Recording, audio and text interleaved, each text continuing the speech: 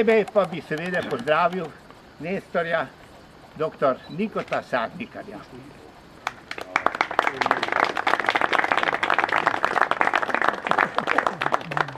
Pred 10 leti, ob svoji 120-letnici, ste Liraši priredili prisrčno srečanje pod to starodavno hruško, pod katero je bilo ustanovljeno vaše društvo.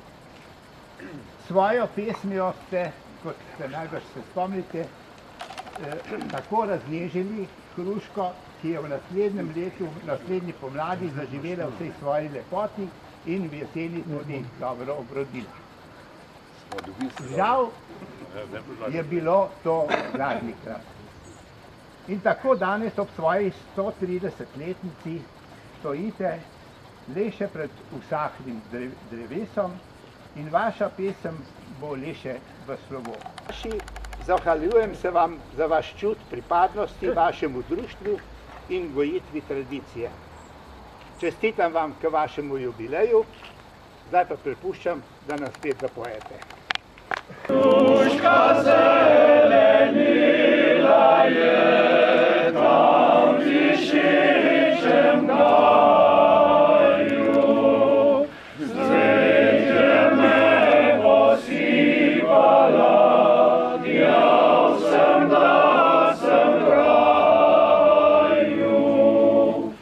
Vejela se zavala, nebo je visoko, meni pa je do srca sigala globoko.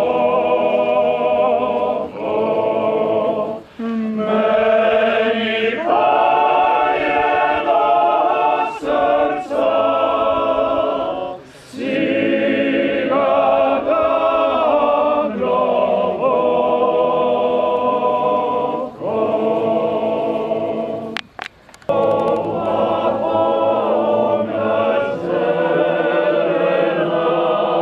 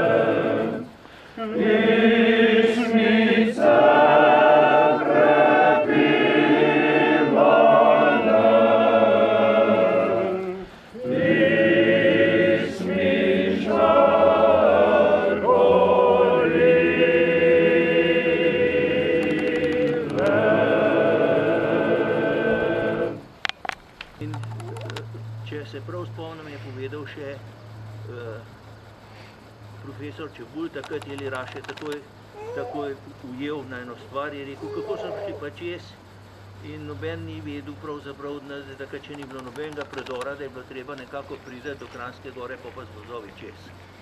No, to je bila na pot, omenjam pa to zaradi tega, da Liraše ne boste pozabili, da z leta 1994 je svečani kelih, ki ga hranijo na zaprtem muzeju. In tisti kelih je takrat koroški, mislim, da je bil župnik Gabron, ki ga je poklonil Liri in to z namenom jim je naročil, da kadar imate okrogle obletnice, morate z njih svečano piti. In nam so razložili, da to pomeni, da kroži ta kelih, da ga tako kot promaši obrišejo in da ta kelih in da vsak popije iz tega kelika. Povedal bom pa to zato, zakaj sem se tudi za Gabrona spomnil. On je bil eden od tistih korošcev, ki je pri plebiscitu bežal čez Karavanke in je preživel nekaj časa v naši okolici in je jokal za svojo Koroško.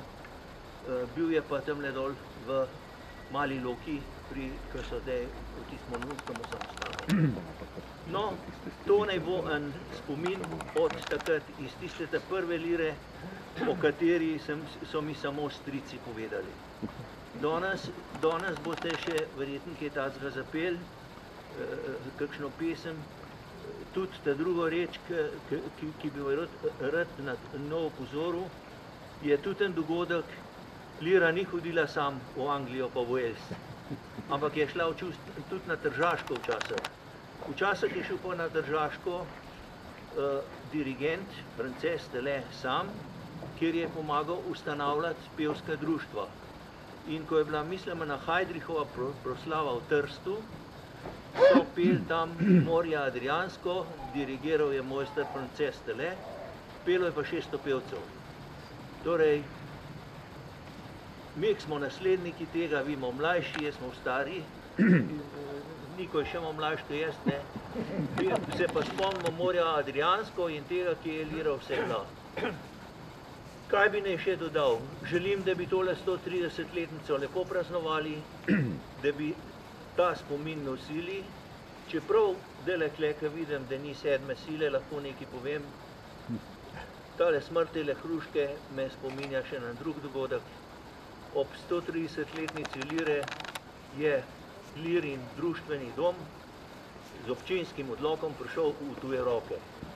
In letos mi smo, vse generacije smo priče, da se je zgodilo tisto, kar so nacisti leta 1941 rekli. Ta dom je treba vzeti, liro in čitalnico ukiniti. Dom je bil takrat podarjen eni organizaciji za pospeševanje nemštva v Kamniku in za liro je bilo pa takrat rečeno, da je pa tudi ukinjena na vse večne čase.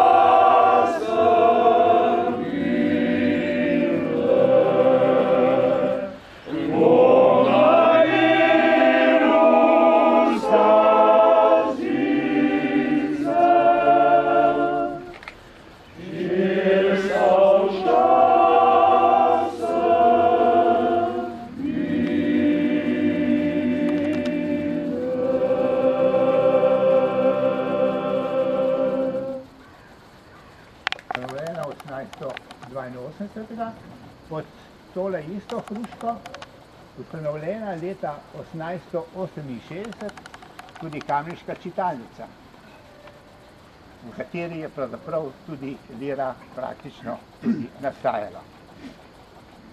Ob 70-letnici čitalnice leta 1938 je takrat napisal pesnik Lojze Petelin Batok naslednjo pesem kot slavospev Hruški. Prosim.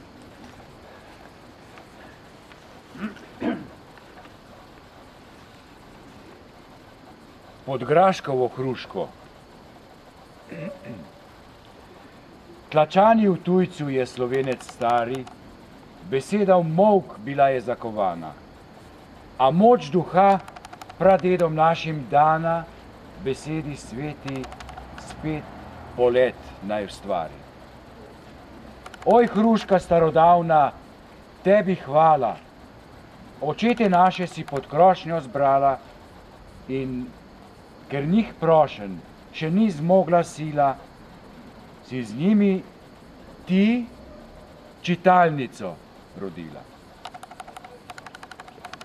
In zdaj že 70 dolgih let čitalnica kot ti krošnjo razgrinja in pod okriljem svojim varnim strinja sinove vse, ki jim je narod svet.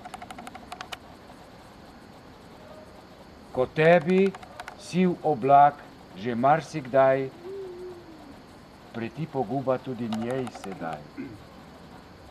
Svetinje rodoljuba, prazne geste, oj, finki, prevci, jenki, graški, kje ste?